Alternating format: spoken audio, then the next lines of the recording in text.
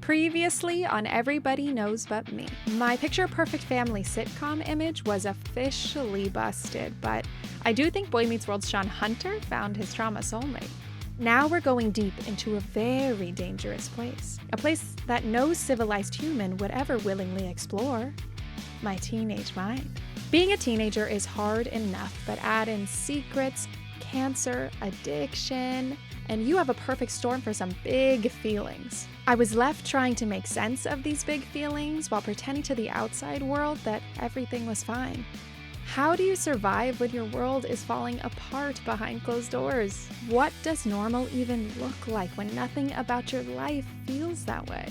Little did I know my breaking point was still yet to come. In this episode, we swear just a little bit, and there are some pretty intense moments related to sexual assault, struggles with mental health, and self-harm. But it's also honest and very real. You can find more information like specific content warnings in the show notes.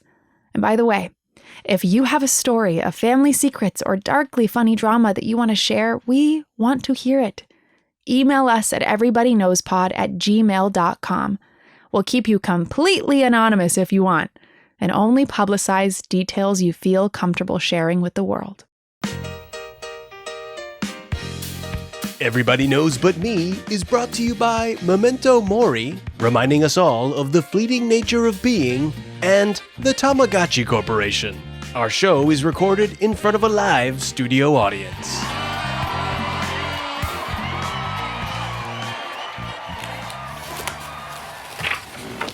Dear Diary, it's day 5 here at the Healing Brook Mental Wellness Center, which sounds like a day spa, and that's exactly what my insurance would like you to believe. But boy, am I ready to go home. Sure, things got pretty intense for me for a bit, and I kinda didn't have a choice about coming here, but there's a lot that I'm gonna not miss about this place. If I have to eat pasta for breakfast, lunch, and dinner anymore, I might murder Chef Boyardee. I did have a few laughs, though, and made some friends along the way, like my roommate, Beatrice, who says she can talk to God. Holly, darling, be a dear and brush my hair. Sorry, Bee, can't right now, I'm in the middle of something. You will burn for eternity in the fires of damnation.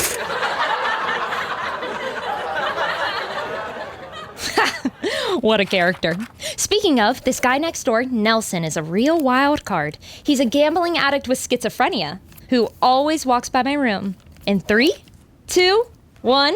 Which one of you melonheads has the remote? Don't you know it's the last leg of the Triple Crown? I got 28K riding on a pony named Calvin Coolidge Jr. Who would even take that bet, Nelson? You got no money. I'll have you know I agree to that wager. Listen, buddy, if you keep betting against yourself, you're never gonna... You know what? Never mind. Good morning, Healing Brook family. It's time for our first session of the day. If you could please start making your way to the rec room. Are you there, God? It's me, Beatrice. Come on, Bee, before they make us choke down more cheeseless macaroni.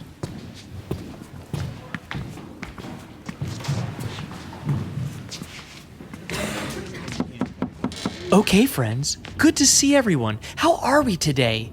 Everyone feeling the 3 Ps? Peaceful, patient, prepared for disruptions? Yes. Yeah. Wonderful. Now how about some morning announcements, huh? So first things first, I want to talk about trust. It feels like trust is at an all-time low here at Healing Brook, and it makes me really disappointed. Because our team here has done nothing but try to build trust, as all of you here try to grow and reconnect with reality. And part of that means us opening your mail, watching you sleep, and listening to your phone calls. So let's try our best to reframe things. A big part of your mental health journey is positivity. So for example, you might find yourself saying, sure, we don't have books to read, but we do have minion-themed word searches. And doesn't the silly way they talk make my sadness just disappear? I'm sorry, Miss Brown. Something funny? Oh, nothing. Just that giving unstable people word searches in a made-up minion language feels like throwing napalm on a bonfire. sorry, Miss Brown. I almost forgot. You think your time here with us is nearly done. This all probably seems like a joke now, huh? No, sir. Very serious, sir. You're absolutely right. Wonderful. We're actually done with morning announcements. So how about we get things started today? I hear your sister is coming to pick you up today. Maybe now would be a good time for an evaluation to make sure that's still the right choice. Oh, sure.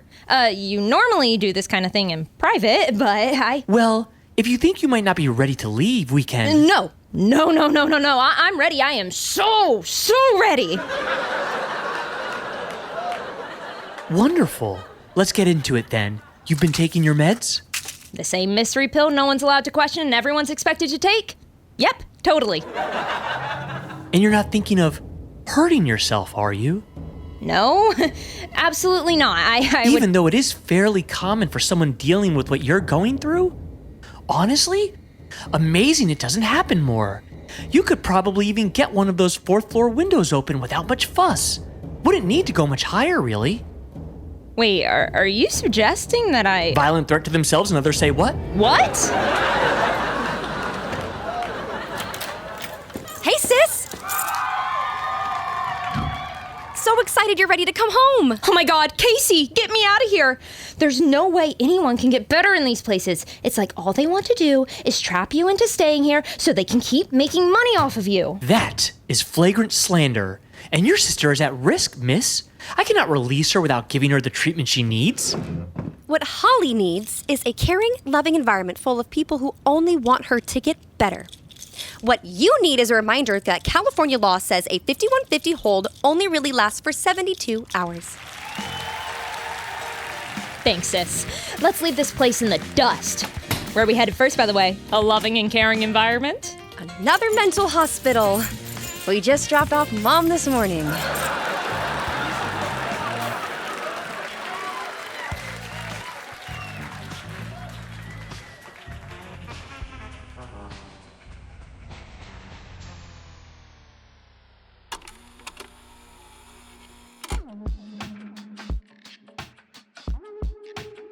We've talked a lot about sitcom family stereotypes, but the reason those tropes work, the reason they've existed in sitcom writers' rooms for decades, is because they're rooted in very real family dynamics. Sitcoms just simplify them, exaggerate them, and throw a laugh track underneath them. But the emotional archetypes are actual family roles psychologists analyze all the time. There's the smart one, who's responsible, brainy, mature beyond their years, which in real life can mean anxious, parentified, and suppressing every need they've ever had to keep the peace. There's the zany little brother who's climbing furniture, lighting something on fire in the background, disappearing for hours. But in actuality, maybe they're neglected and left unchecked. And then there's the problem child, the dramatic one, the black sheep. Families don't sit around assigning these roles like a casting director for a TGIF lineup, but in high-stress households, especially ones shaped by addiction, neglect, secrecy, or emotional instability, people unconsciously fall into these dynamics because simplifying things can create an illusion of stability. Instead of seeing people fully, everyone becomes the overachiever, or the sensitive one, or maybe the wild one. Once that role is assigned, it sticks. Families notice the behavior that reinforces it and ignore the behavior that contradicts it. Eventually, the kid starts performing the role too because, well, everybody already decided that's who they are. Now, guess which role I got assigned? I'll give you a hint. It wasn't the lovable comedic relief who pops up every once in a while just to drop an iconic catchphrase. Serenity now! I was a little Darlene Connor, What are you talking about? I don't smoke pot. Dulls my hatred. a sprinkle of Eddie Winslow, Well, Eddie, if you need someone to confide in... No, I don't want to air out dirty laundry. I'll just go down to Principal Shimada's office and let him take away the one thing I have left that brings me joy. and a lot of Sean Hunter. I don't know, but I've been told. Where the hell is everybody? Where the hell is everybody? Stop it. it! Trying to be cute with me, boy? Maybe. I remember watching Sean as a kid thinking, how could these adults ever treat Sean like he's the problem when he's had such a difficult life? Why is he being compared to Corey Matthews, whose biggest crises are like ski lodge drama and his brother's hot roommate? Corey's baseline is a home of morality and safety, and his problems only felt big because he's never actually had to wonder if his family was gonna implode. So the problem child usually isn't actually this awful, uncontrollable kid. More often, they're just the loudest one in the room. The one reacting most visibly, least capable of pretending everything is fine. The one who's destructively screaming, hey guys, something is very wrong here. I became the one acting out all the feelings nobody else wanted to acknowledge because I made sure my pain was going to be the hardest to ignore. From Next Chapter Podcasts and Companion Arts, this is Everybody Knows But Me, Episode 5, the one where I hit rock bottom.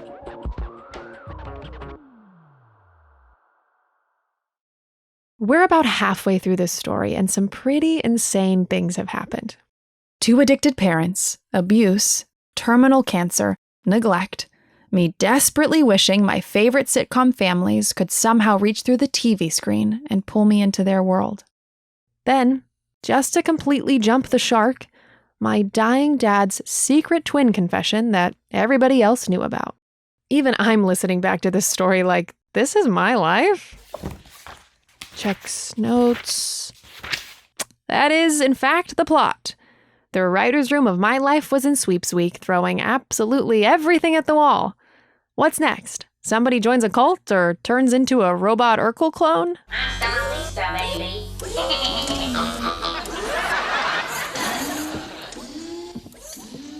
That brings us here, to the problem child character whose inner world we haven't really cracked open yet. And you guessed it, folks, my brain was basically a game of Operation full of so many secrets and unresolved issues that every time I tried to pull one thing out, bzz, emotional disaster.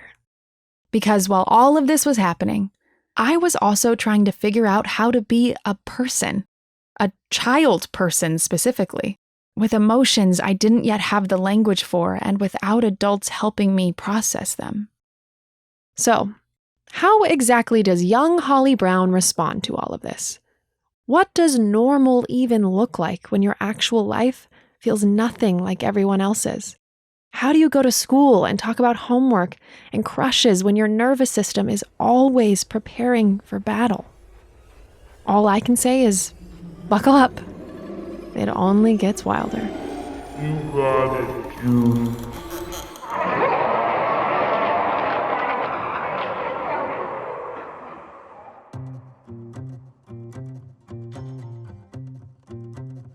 Losing my childhood home because of my mom's addiction was a problem people finally noticed, and it was devastating. I loved that house. Honestly, I still drive by it sometimes. It's painted a different color now, and there are all these additions on it, but the bones are still exactly the same. And, well, so are mine. I just can hear, like, even from when you were little, I just hear Mom's voice so distinctly going, "Oh, Holly." That's what she would say all the time, because Holly's like running down the street or drinking the mud or eating the snails or whatever you were doing. From as early as my toddler years, I hated being told what to do. If somebody said, "Don't leave this spot," I'd immediately do this little bow-legged sprint down the street as far as I could get before someone came chasing after me. I always wanted to leave, but I also desperately wanted someone to want me to stay. What's that you say? Cue the ominous sitcom foreshadowing music? Not now, faithful listener. Can't you tell we're already in the middle of a music bed? I was a quirky, goofy little kid. My middle name is Annabelle, but my dad nicknamed me Bugabelle because I loved bugs that much. While my sister was making tiny cakes in her Easy Bake oven, I was over there cooking up mutant insects in my creepy crawlers machine. Don't get me wrong, I liked dolls. I had Barbies. I loved Polly Pockets and moody little Bratz dolls with giant, beautiful alien heads. But in classic middle child fashion, and please feel free to roll your eyes when I say this, I marched to the beat of my own drum. Like successfully convincing my parents to let me get an iguana because I dreamed of walking one down the street on a leash like a tiny suburban eccentric. Or cutting all of my hair off and bleaching a giant stripe like Rogue from X-Men into it because I felt like I was her kindred mutant spirit. Now remember, Rogue, no scenes. No scenes, sugar. Just a little down-home charm. Even then, I knew who I was. You were never afraid to let people know how you felt about things. Like when we were little, we wore hand-me-down Halloween costumes. We were princesses for about 4 years in a row from our babysitter, her daughter's costumes. They were beautiful handmade, hand-sewn costumes, but Holly really didn't want to be a princess. She had cut her hair in the ugliest haircut of all time and demanded that she wear a baseball hat with Grumpy on it, the dwarf, because she's like, I'm not going to be a princess. I'm a grumpy princess. If this is how I can show my distaste for this costume, I will. So you always knew how you felt, about stuff like that. Wow, I didn't put that together about how young I was when I was just like, I'm moody. My big emotions were also noted from a very young age. Even though my sister was only 18 months older than me, she was taller, stronger, and significantly better at tricking my parents into thinking I broke the lamp when I absolutely did not break the lamp, Casey. She may have had early strength and strategy, but I had crocodile tears and biting. Ow! What the hell is wrong with you? And my God, only an incredibly dramatic child chooses biting as their primary method of conflict resolution. My parents would call me their little Sarah Bernhardt, a legendary stage actress from the 1800s known for these huge vaudevillian performances.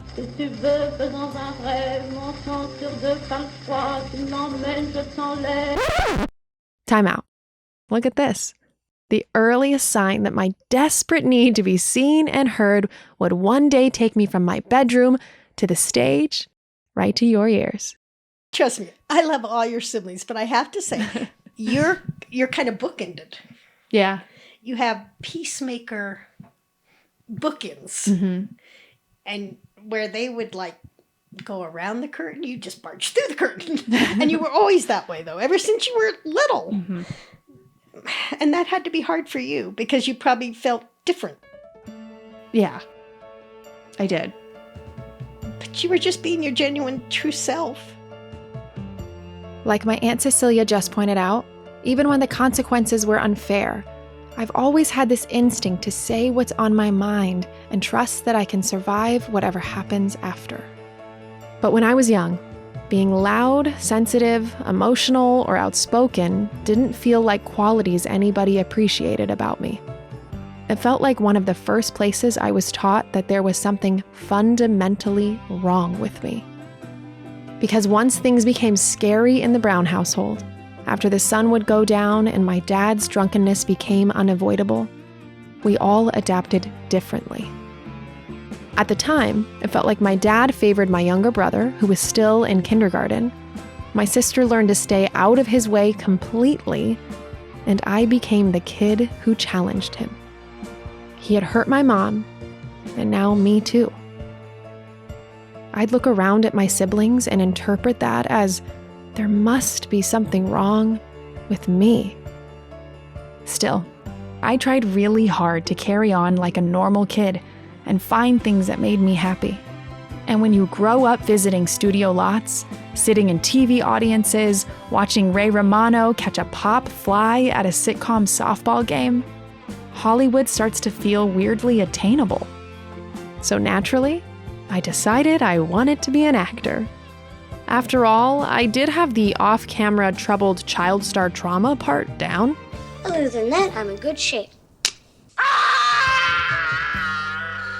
And unlike with modeling, acting felt like a way to get people to see me for who I was and not what I looked like. I'd watch Amanda Bynes on All That and think, I want to make people laugh.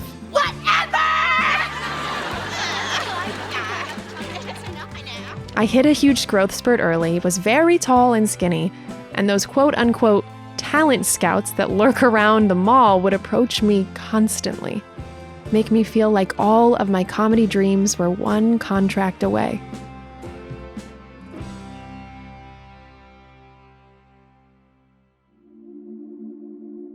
My dad had just been kicked out of the house, and my mom's addiction was starting to spiral, but still, I had to try.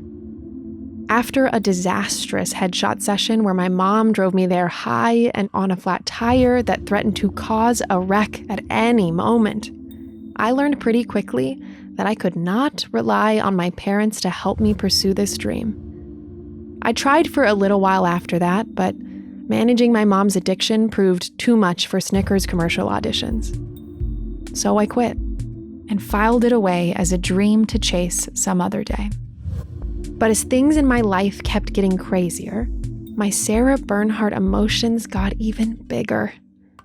I became angry, explosive at home, and instead of focusing on any of the reasons behind that, my parents decided to put me in anger management therapy.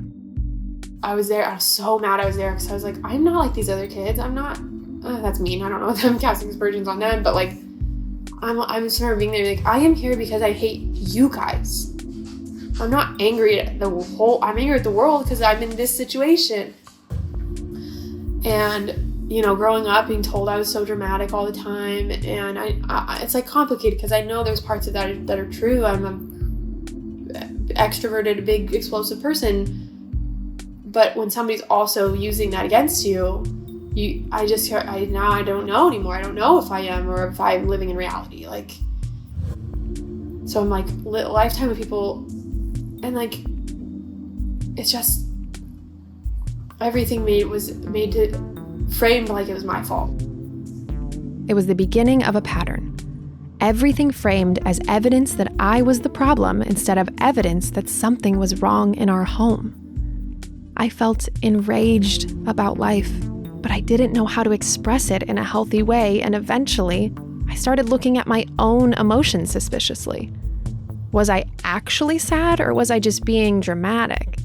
Was I reacting appropriately, or was I just pulling a Holly? And yes, I am trademarking that. My sister and brother weren't acting this way, so why couldn't I be more like them?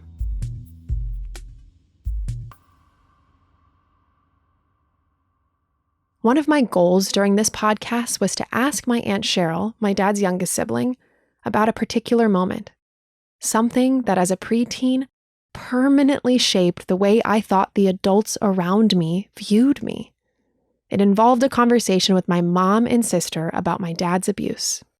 I asked my mom if anybody else knew. Like, does Uncle Matt, Aunt KJ, Aunt Cheryl? And she said that she had told you, and that you said, Mark would never do that, Holly's a liar. And that, I think it literally just took me till now as an adult to be like, did this even happen? Never. Yeah. Never happened. That's what I thought the answer was going to be. Absolutely not. Yeah. Well, I'm shocked that my brother did that. Yeah, I know. But for you to know that if I ever knew about that, I would have come and got you. Like 100%. I didn't know that. And I think that's like, for a very long time, I thought people in the family assumed I was a liar. I don't think my mom made that up as some calculated act of evil. But addiction is a disease, and sometimes that disease's survival mode is deflection, desperately needing the spotlight off yourself and onto literally anything else. And I was an easy target. Loud, emotional, already labeled the problem. But for me, it fused directly to my bones. From that moment on, I genuinely thought no one would believe what I said if the accusation came from me. It also wasn't the only moment during the making of this podcast where I realized that something my mom claimed other people said about me things I carried for decades weren't actually true. And I still grieve how many years I spent building my identity around things that never even happened.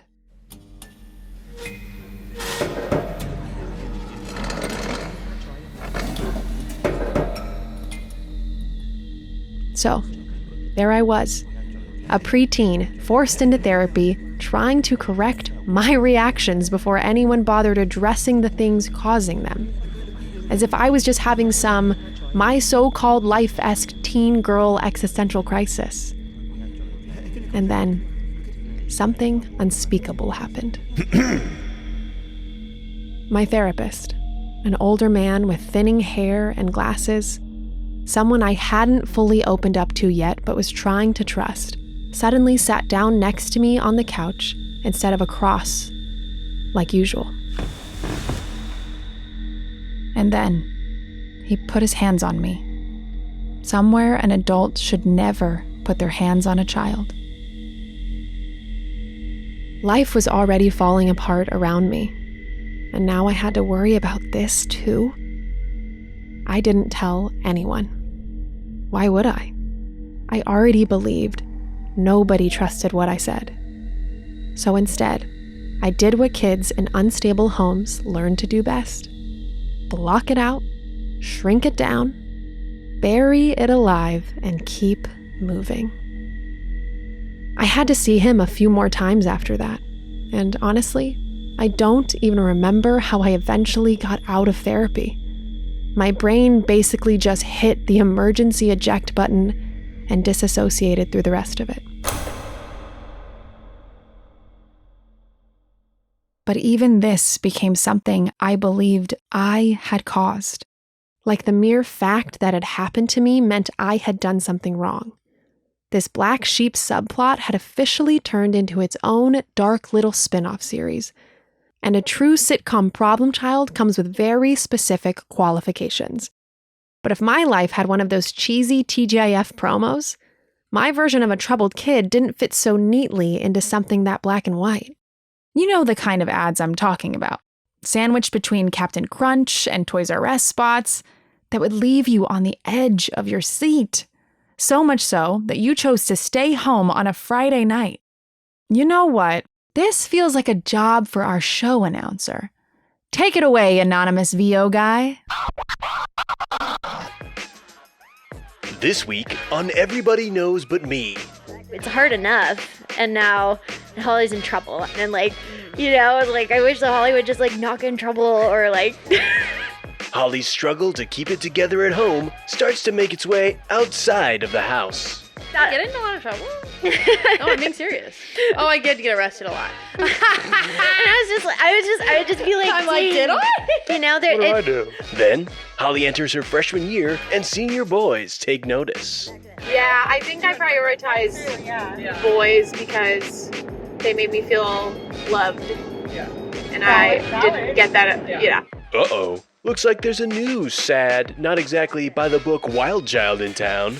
I just was so conditioned from such an early age, men like you, so you must like them. Yeah. And looking back, I'm like, oh, God. In Holly's world, her parents thought she was one bad girl. You didn't drink. No! You didn't do drugs. I was straight edge for sure. But did she really fit the mold? I was like, do not even. You have weed and or alcohol in your breath? Get away from me. This Friday at 8 p.m. Central, only on Typecast TV.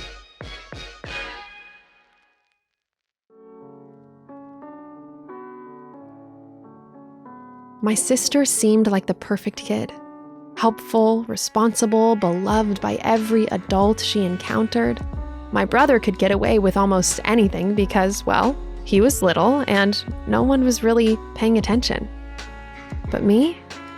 I felt like there was a microscope on me at all times. And to be fair, I did brush up against the classic bad girl checklist. I threw myself into boys because finally, someone was paying positive attention to me. And yeah, I did get arrested for shoplifting because I desperately wanted new back-to-school clothes and we couldn't afford them. I was going into 9th grade and I just wanted new clothes. And like, we didn't have any money. No one was taking us shopping. I think only if Aunt Cecilia came maybe to take us shopping did we get new stuff, right? Is that what you feel? Yeah. I still have a cardigan that Aunt Cecilia bought me for a piano recital from when I was like 14. Does it fit? It's nice. It's a nice cardigan. I got it from Ann Taylor Loft. Oh, gorgeous. Yeah. Yeah, Ann Taylor Loft. Oh my God, and Mom and Dad would never have gotten us Ann Taylor Loft. We were Target through and through at best. JCPenney. Yeah, JCPenney. So like, I just remember like not like knowing in my brain, like I know I'm not a bad kid. Like I know I'm not a bad kid, and I know that I really just wanted school clothes. Like I just wanted something. And then every like mom got to use that, you know, and be like, Holly shoplifted, she's a bad kid. My mom made it feel like people were constantly keeping score of every mistake I made. Sometimes I think of it as a chicken or the egg situation. Was I acting out because people saw me as the bad kid, or would I have done it anyway? I guess I'll never know. What I do know is that my anger didn't make life easier for my siblings either. They were the people I felt safest with, the people I knew would love me no matter what. But that also meant they got hit with the full force of my thunderstorm of emotions too. I had absolutely no idea how to talk about everything I was dealing with. The abuse, feeling targeted, constantly feeling unsafe around people I was supposed to trust. So instead, I yelled, I slammed doors, and became unpredictable.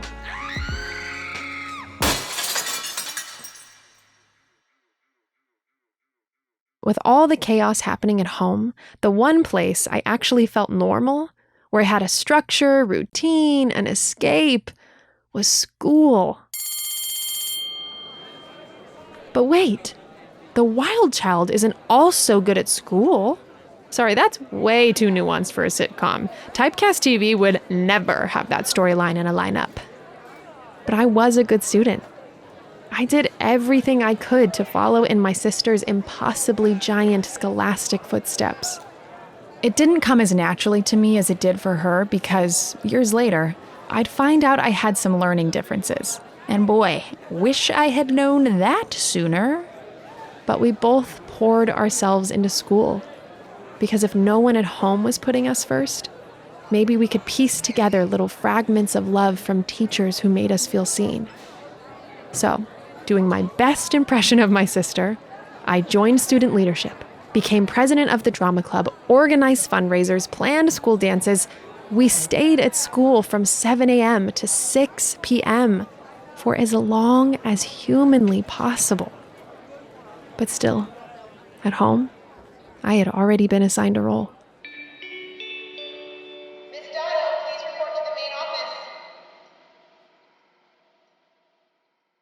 And then, my sister got to leave for college, far, far away, where she could spend even more time at school and even less time inside our house. The year after that, my dad's health started rapidly declining. Every single year we were told he was going to die, and even though he didn't, he could no longer drive, and he needed constant care and help. And my mom continued to have brief stretches of sobriety, but drugs always found a way to creep back in. Then it was my senior year, and my dad's massive secret was finally out in the open. What did that mean for her? What was my mom feeling? Honestly, I don't think I even stopped to consider that until making this podcast. I was so consumed with trying to process the fact that everybody had hidden it from us. What I do know is that my mom's drug use kept cycling on and off, and I became obsessed with trying to stop it. I tried cutting off every possible avenue. One time, I literally called every person in her phone trying to figure out where she was getting drugs. Parent-child relationships were pretty theoretical to me. I really always thought I could stop it. I thought I could fix it. We have to do an intervention. We have to do something, I'd scream at home. But it was too much. No one knew how to fix this.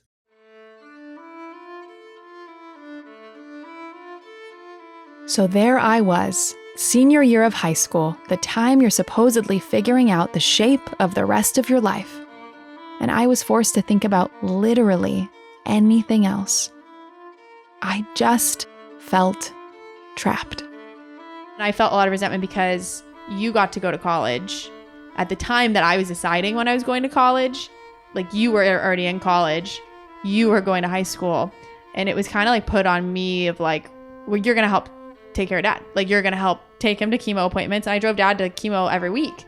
And I felt so much resentment towards you guys because of that. And I know, I literally was like, is this change altering the course of my entire life? And I have no control over this. And I do think I could have, there's stuff I could have done differently. But I was just like, why do I have to be the one? Even though you had been taking care of things before that. So it's like, it just felt like that timing. I just was so mad about it. It felt like life had decided, without any of us actually agreeing, that my path was going to look very different from my siblings. My sister worked incredibly hard to get scholarships to make up for our lack of money. And by the time my brother was college age, my dad had already passed away, and we were able to pay for school with money from his life insurance policy. But even though I had good grades, I wasn't my sister. I didn't qualify for scholarships the way she did, and we had no money for college otherwise. So the plan became, stay home, help take care of dad, work part-time, and slowly pay my way through community college. I know I'm not alone in being priced out of the college experience, but at the time, it felt like my chances of escaping my situation were shrinking more and more. I could honestly go on forever about how cruel and classist society can be toward people without college degrees. I mean, I know men with college diplomas, technically, who still can't put on a fitted bedsheet, for God's sake. But beyond the practical stuff, this also became one more thing on the list of reasons I felt lesser than my siblings. Another reminder that maybe I just wasn't good enough. Maybe I was never gonna get out of this. Okay, time out. You know how I mentioned before that during sweeps week, sitcoms would suddenly take huge swings to boost ratings? Like fully abandoning the original premise for one wildly unhinged event episode, hoping for a big payoff? More viewers means you're definitely coming back for another season after all. Good luck. Thanks, man. Hey.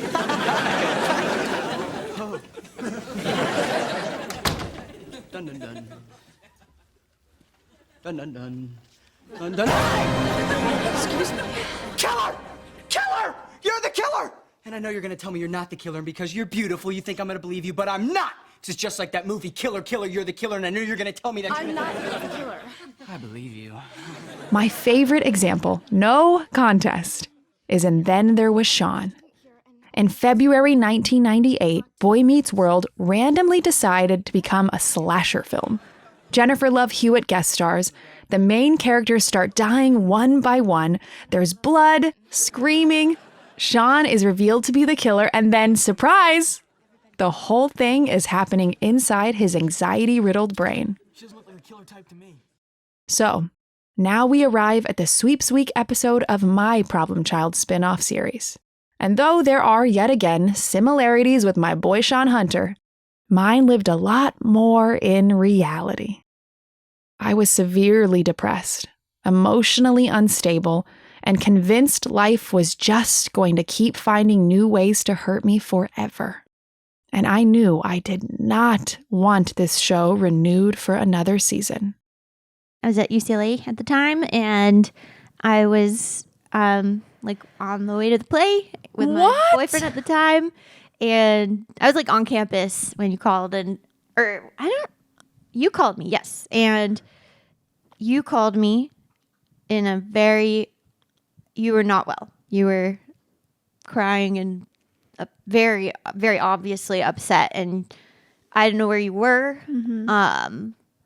And I don't know if you told me where you were or the police told me where you were. I don't remember. Don't recall. I think you might have told me because you didn't want to even talk to the police. And I think I mentioned vaguely where I was, and I like found you were outside of a park near where Mom was living at the time. Yeah. And you were in our mom's car. You had a knife. Mm-hmm. You wouldn't come out, and you were definitely like very much threatening self-harm and like unclear to the like where that would go, but it was like you were locked in the car with a knife, and you basically were like, I will get out of this car if you're here only. Like, that was, I don't think you said that, but I was like, I am coming. Like, it was no question in my mind. It wasn't like I needed convincing. So I went and I was like, I will be there in 30 minutes. Like, stay there until then. And I got there and the police were there. Don't you remember, Casey? Like, I have no memory of.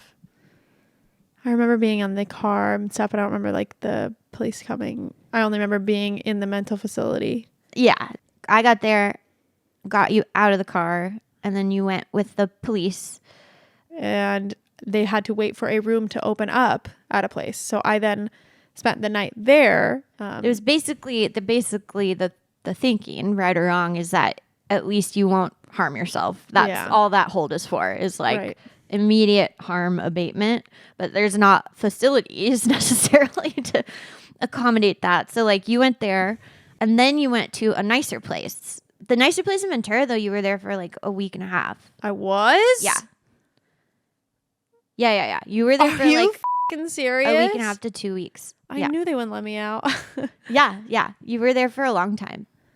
Wow. Time really doesn't matter when you're in there, but like, okay, I'm curious. I think we've had these conversations before, but like, the days leading up to me going to a mental hospital, have we talked about that fully?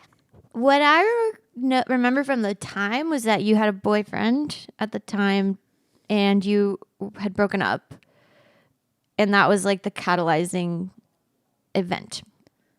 Yeah, that didn't feel like that for me. Mm-hmm. That felt like what everyone else really wanted it to be. Mm-hmm. And I was like, I knew it wasn't that.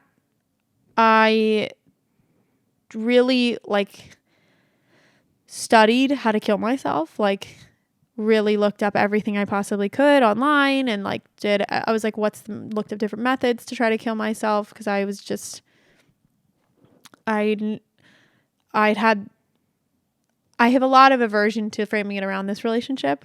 Yeah, and I know it wasn't just that. That's just like, I'm telling you what I remembered at the time was like, it was something to do with this breakup. And I know that that's not true now, but at the time, that's how everybody was like framing it. This person and I broke up like, I don't remember when before, but beforehand, weeks, months before. But it was also like stuff was bad at home. Dad was very sick.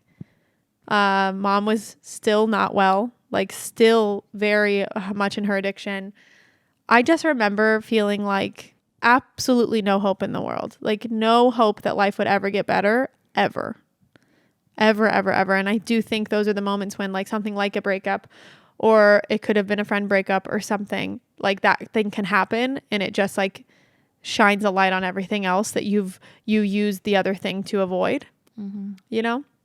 At least that's what it felt like for me, where it's like this, I can't even have this thing unconnected to my home life. And so I looked up, I really researched how I could kill myself, and I started to slowly steal Mom's medication, and I looked it up, and that just seemed like the most painless for other people method that I could do, is like kill myself with a drug overdose. And so I like siphoned a lot of Mom's various pills, and one night I took them all. And the thing that I think about this is, I don't think you were home because you were at college, and I know Mom and Dad were home when I did this, and I was in my room, and like I would often just stay in my room and not come out probably, but I took a bunch of like so many pills. And I remember like having read exactly what it would say it would feel like like, this is what it's going to feel like. This is how you know it's working, which in hindsight, who's writing this? How do they know? But I started feeling those things. I started feeling like, slowly started feeling dizzy. And then I would start feeling like go into blackouts. And I was just sitting in my bed and my mom and dad were at home. And I remember this, like, I don't know how to describe it now, but like whatever they described it as in this thing that I was reading, I felt where I was like, this is this very distinct feeling of this is happening. The pills are working and I'm going to die. Like, I took so many pills and I remember feeling like everything was getting black. My whole world was getting black. My vision was going dark. And then all of a sudden I projectile vomited everywhere over my room. You didn't know this? No. What? You weren't home. I projectile vomited everywhere. And I was so ashamed, like, that it didn't work. And I was so ashamed that I now had to clean all this. Like, I remember going out to the room and like, or out of the room and getting to my mom actually helped me clean it up, but she didn't know what it was from, but she helped me clean it up. And then I was like, I still had it all in my system. And I just remember like laying on the couch and dad was on the couch and I was just laying there and just like a shell of myself because I had all these drugs in my system and I didn't tell anybody what I had done. Mom just thought I was sick. And I was so mad. I remember feeling like, that's my chance for it to work. And I just fucked it up or something. Like, I can't even do that right or something. And so the next day, like, once the drugs had like got out of my system a little more, I just like lost it. I totally lost it. And I just totally lost it. And I just was like, I don't know what to do. I just don't want to be around. I hate this life. And I remember grabbing a knife from the kitchen and like grabbing the keys to mom's car, driving and not knowing where I was going. And like, I don't know at the time, if you know, I was just like cutting my legs up. I saw you. And I know deep down, like, I was too scared to do anything, like actually kill myself with a knife. That's why I chose pills at first. But it doesn't mean I didn't know I was going to like hurt myself. I kind of knew I wasn't going to kill myself with a knife at that point, but I also knew I didn't want to live. And I didn't trust myself at home, you know? And then I remember texting you from the car, sitting on top of this hill, looking over this park at night. I got like a goodbye text. Yes. And then I texted you and I don't know. I just really feel like you were my only lifeline of like knowing that someone cared about me. I had just projectile vomited all over my room and like no one was like, what's going on? You okay? This isn't normal. And I just felt like no one gave a fuck about me. And I hated our life so much. And then they took me to the place. Did you come to the hill? Mm-hmm. Were you there when the police took me? Mm-hmm. What was that like? Just like logistical stuff, mostly. Just I was like, what's going to happen? Can I bring a blanket? They were like, no, you can't do anything. You can't give her anything. You know, I just asked a lot of questions. Will you get medical care? Was it just you there? Or your boyfriend maybe at the time? No, not my boyfriend. Just me. Nobody else? Just you? No mom and dad? No, it was just me at that first place. Mm-hmm. I think mom came with me one time to the nice place. And I think Aunt Cecilia came. So, yeah, it was just a lot of logistics and like, I think I went into like kind of just, okay, what do we need to do now mode? Because it was all new for both of us, like being in this medical system. And so I think we were both just learning like what that was. And you learn about the hold and you learn about how insurance works and going to certain places and beds having to be open. And so I think it was you getting in and then me just kind of talking. They had like a social worker person that was helping find the bed and like run the insurance and all that stuff. So I left after they had kind of sorted like. But this is all very late at night, right? Yeah, it was like 2 a.m. And then it was like then sometime in the next day that they took you to the. You know how they take you? Mm-mm. They strap you to a gurney. Oh my God. And they no. take you in an ambulance. That's crazy. And like you can see outside of the ambulance, you can see the cars, like you're facing the people driving and you can just see them look at you. And you're just like, this is how you treat people that wanted to kill themselves? It's crazy. Like, but that's because they put you all together, even if you are in the same boat or not. Like you wanted to kill yourself or you accidentally overdosed on because of your drug addiction or this other thing. Like it's all treated the same. Yeah. Did you come to that place more than once? Yeah. I went every other day. Because like you were just alone. And mom came one time. Dad was not well, like he couldn't really travel. Mm-hmm. But like I don't know. I knew that you did not think in the same way I did. You know, like I don't think I would have ever diagnosed you with anything. Like but I was like, Holly is different than me. But that was like the first time that I ever was confronted with what suicide would mean, how you might think about that. Like very luckily it is not something I've had to feel in my life. Mm-hmm. And I think, I mean, I hate to say I think I'm in a minority. I think a lot of people have gotten to the place that you were at and have been at before. Yeah. But I didn't know anything about it. And so for me, it was important to like, I was just like, I just shifted like my whole world. I was like, and this is where you learn and you're not right. But I was like, what do I need to do to show Holly it's like worth it to be here? And like that, like, how do I keep her alive? Mm. And that was all I was trying to do. I was like, how do I keep Holly alive? I know. I could feel it. Like you went into action mode and you always did. And I just, so much regret about the positions I put you in. And I don't think you should feel regret though, because I don't think I would be alive without you. Like I truly don't, Case. I really don't. I know that's like probably not the opposite of what I should be saying mental health wise is like, it was all on one person. It wasn't all on you at all, but you just immediately, like I remember even now knowing that you didn't know everything, you didn't know there were certain things you didn't know, like you just took me seriously. You knew that I was not okay. And I don't feel like other people in our family were looking at it like that. They were looking at it like, snap out of it. Like, what's wrong with you, Holly? Yeah. And I just knew you weren't thinking of it at like, I felt that you weren't thinking of it like, Holly, get over this. Like, don't act like this. You were like, I felt like you wanted to help me, not force me to be something I wasn't. Yeah.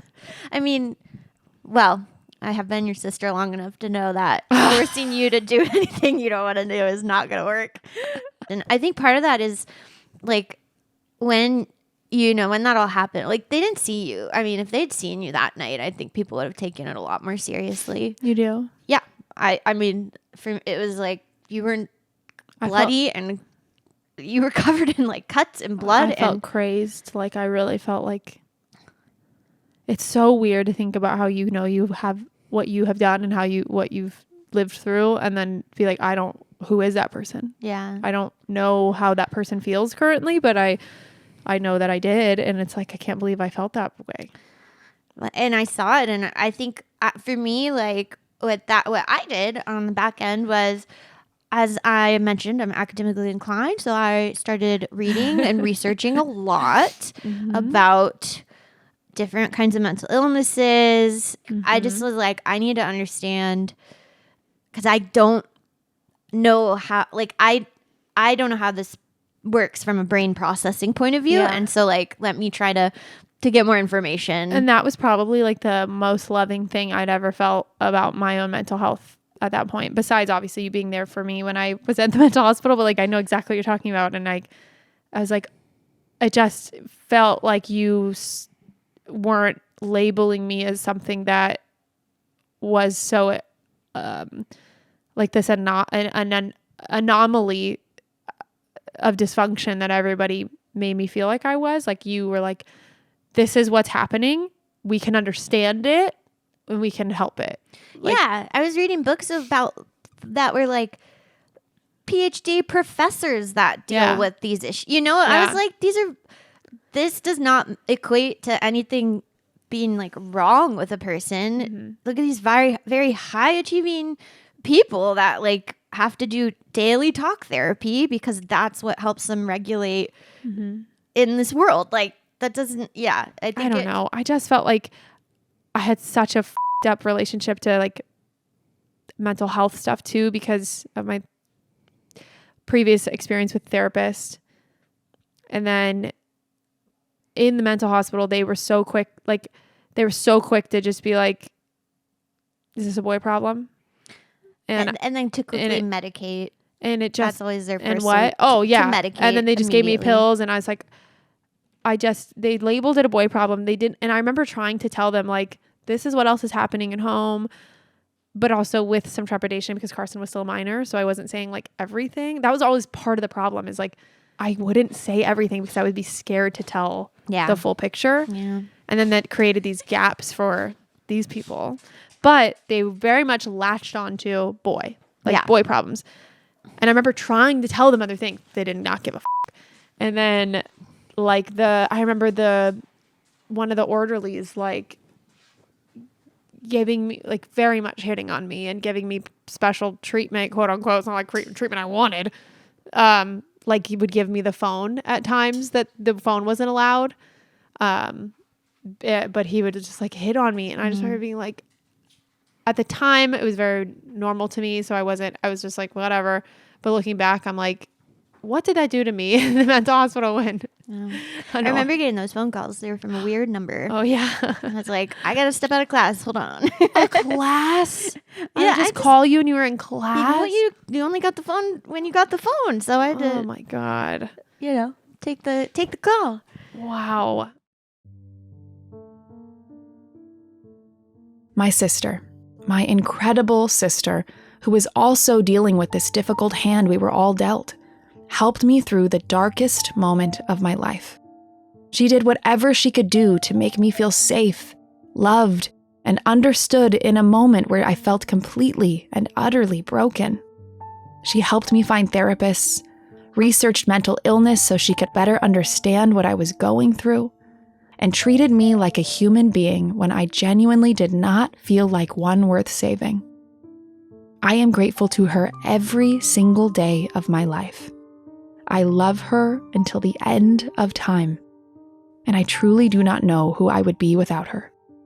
And yes, I still carry guilt about putting her in that position, even though she tells me not to. She says she has no regrets, that loving me through that time helped shape her into a more whole person. She has shown me what unconditional love looks like, and I too am a more whole person because of her. There's nothing in this world I wouldn't throw in the garbage to get to you, to like try to keep. The idea of losing you is the worst thing in my whole, like, that is the worst thing that could ever happen to me. And it's a very real fear that I have still every day. And not every day. I don't think about it every day, but like it's not something that I ever will not take seriously, because the world is better with you in it. My world is better with you in it. And I do everything again the same. And I know it's not perfect, and I know what we did wasn't perfect, but we did the best we could. And in my eyes, you were perfect. I left that mental hospital with a plan shaped largely by my sister. A plan to get help, stay alive, and try to understand what was happening inside my brain. And because life in our family apparently believed in thematic symmetry, I left the mental hospital I was in and then, get this, immediately went to visit my mom in a different one. I wish I were making this up. I wish I were a good enough writer to come up with this on my own. But this level of coincidence is saved for a life stranger than fiction. My mom had self-admitted to a mental hospital, threatening suicide. In my lowest state, I was still so worried about her. She went to another rehab shortly after that. We were now, yet again, at the lowest point our family had ever reached. Dear listener, I know this is heavy, and I know this is probably uncomfortable. Your trusty narrator has officially hit her rock bottom. But I think it's important to be honest about what my mental health actually looked like at this point in my life, shaped by my incredibly intense trauma, genetics, and a brain I didn't yet understand.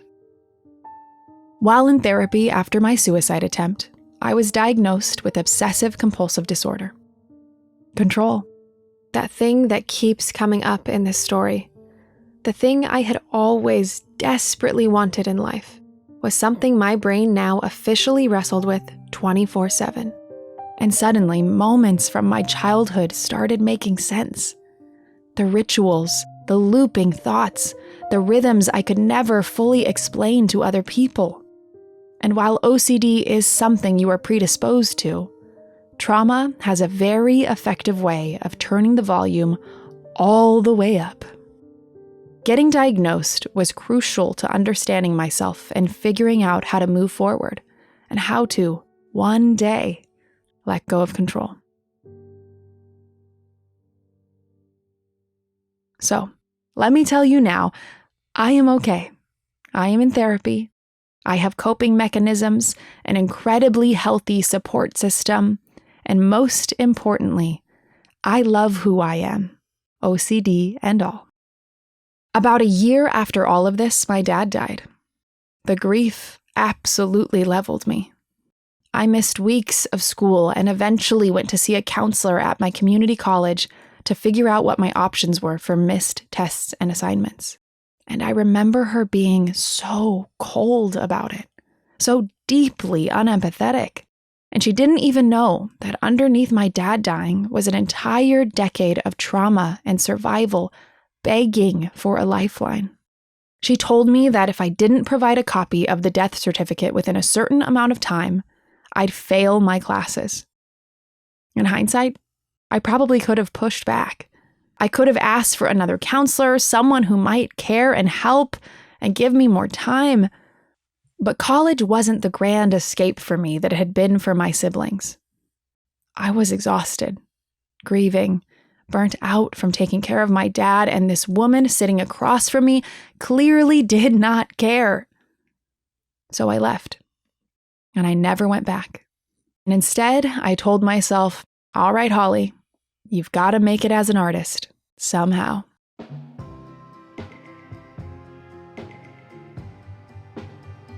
To my already catastrophizing brain, leaving college felt like even more proof that I was failing at life. No college degree, now with more mental illness, still feeling like the black sheep while my siblings seemed to move through life in ways that made a little more sense. But then, for the first time in what felt like forever, something impossible happened. My mom got sober, actually sober. After nearly a decade, she came back to us in a way I genuinely didn't think was possible anymore. And because of my dad's life insurance policy, we suddenly had money for the first time since he got sick. Which is such a warped, happy reality, isn't it? Have you heard the good news, everyone? Your dad is dead, but the financial suffering part has ended. We didn't talk about the addiction. We didn't talk about the trauma. We didn't talk about any of the horrifying things that had happened. We just needed our mom back. There she was, planning family vacations, actual family vacations, something we had never gotten before. She cooked our favorite meals, bought us clothes, made birthdays and Christmases feel special again. I was 20 years old, and I honestly didn't even remember what having a parent like that felt like anymore.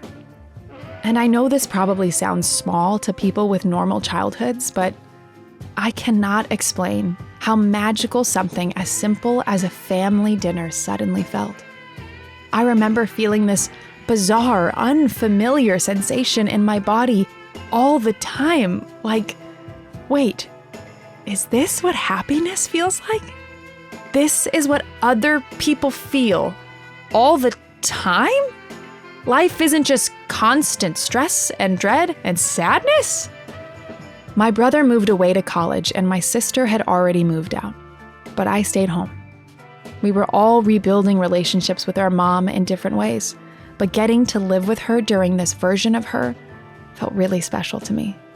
She came to every single one of my comedy shows. She pet the hair on my head while I laid on her shoulder, binge watching Bravo shows together.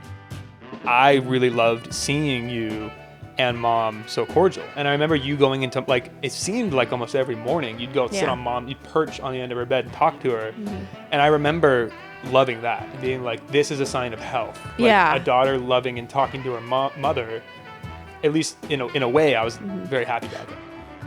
Now, don't get me wrong, life was still hard through my 20s. I was trying to manage my OCD, struggling financially as an artist while my siblings had much more stable careers. And emotionally, there were entire sections of my past I still couldn't even look at directly.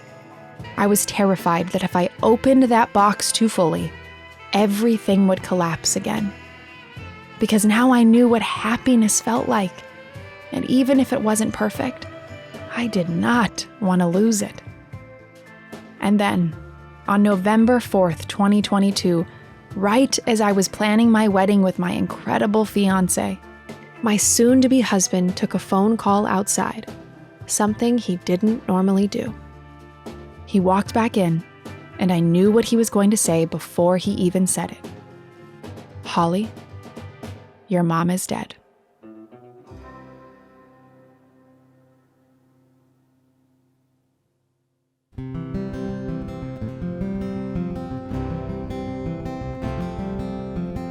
Headed home from LA, thanking God for AAA. Actor's life ain't easy on a bartender's pay. I can almost smell that bird and hear my daddy say, hello, my son, welcome home, and how long can you stay? We'll have a beer. Everybody Knows But Me is a production of Companion Arts and Next Chapter Podcasts. This episode was written by me, Holly Brown. The cold open scene you heard at the beginning is a fictionalized version of very real moments from my life. Scripted by our lead producer, editor, music supervisor, and sound designer, Pete Musto. It featured Casey Rose as me, Kim Bessler as Beatrice, Mick Fury as Nelson, Sam Levine as the head clinician, Maddie Worth as my sister Casey, and Pete Musto as our show's announcer. Sound design for that scene was by Earl Davis. Our associate producer is Ilana Nevins. Original theme music by Kyle Murdock. Our show artwork was created by Aaron Hill. Our video producer is Emily Reeves. Our videographer is Dalton Polivka. Our animator is Justin Cortez, and our marketing team is Tink Media. Our executive producers are Jeremiah Tittle and also me, Holly Brown. New episodes of Everybody Knows But Me come out every Wednesday. Follow the show on Apple Podcasts, Spotify, youtube.com/@everybodyknowspodcast, or wherever you get some great content like ours. Do you have a story of family secrets or darkly funny drama that you want to share? We want to hear it. Email us at everybodyknowspod@gmail.com. And make sure to leave us a rating and review or drop a comment telling us what you like about the show. Follow me at Holly Brown Comedy and the show on all social media at Everybody Knows But Me.